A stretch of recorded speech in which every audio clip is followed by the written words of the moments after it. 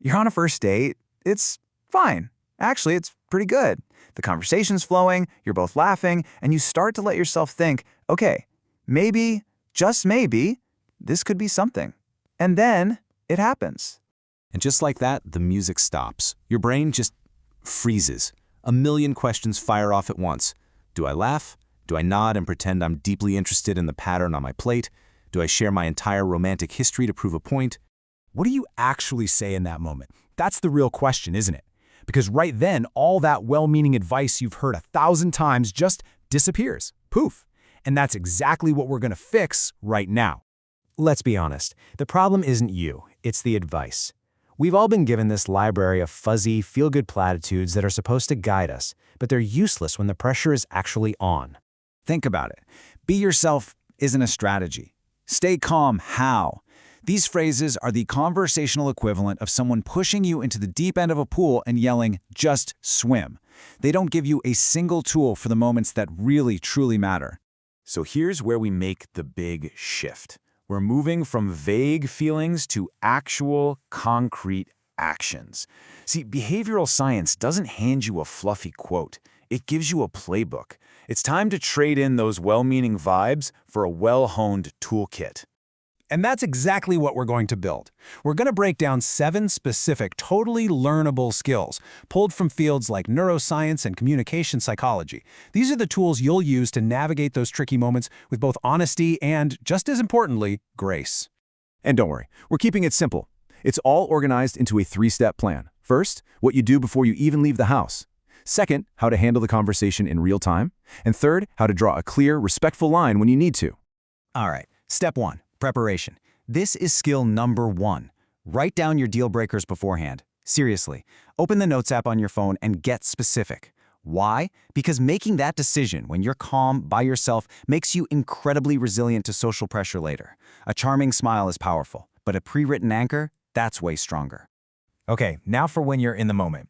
This brings us to skill number 2, and it's a gem from neuroscience called affect labeling. All it means is naming the emotion you're feeling out loud.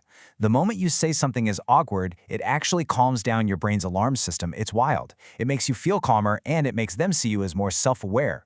And that leads right into skill number 3.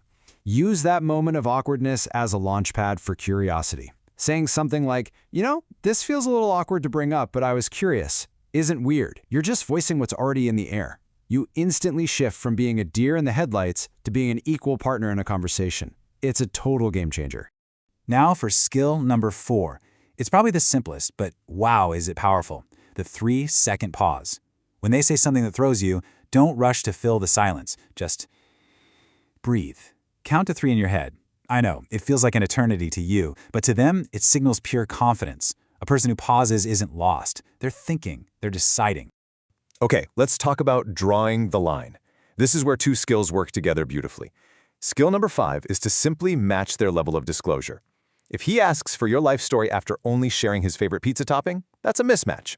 That's when you deploy skill number 6, the Acknowledge-Reframe-Redirect formula. You acknowledge their question, you reframe your boundary gently, and then you redirect the conversation. See? It's a boundary, not a brick wall. And all of this, every single one of these skills, rests on this one foundational truth. We'll call it skill number 7. Treat your discomfort as data. That little knot in your stomach, it's not a glitch, it's information. Your job isn't to ignore it or delete it. Your job is to get quiet and listen to what it's trying to tell you. So now that we have this toolkit, it kind of changes everything, right? It forces us to ask a much bigger question. What is a first date even for? Because I'll tell you what it's not. It is not a performance where you're trying to win the part. And this is the core idea. Some people worry that preparing for a date is somehow fake or inauthentic. It is the exact opposite. Preparation is what gives your real self the confidence to show up, especially when you're nervous. It's not about a script, it's about having a strategy to be yourself. It's self-respect in action. When you get down to it, all these tools are about finding that perfect balance. They help you be direct without being a jerk and kind without being a doormat. It's in that sweet spot between honesty and grace where a real, genuine connection actually has a fighting chance. But let me be absolutely 100% clear about something. These tools are for navigating awkward conversations, not dangerous situations.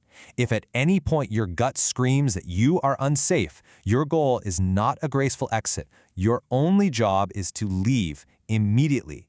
Trust that instinct above everything else.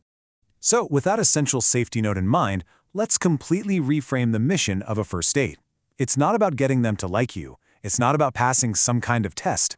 It's about calmly and clearly gathering information. And this is the final thought I want to leave you with, the most powerful shift of all.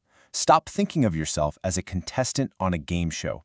Start thinking of yourself as a scientist in a lab.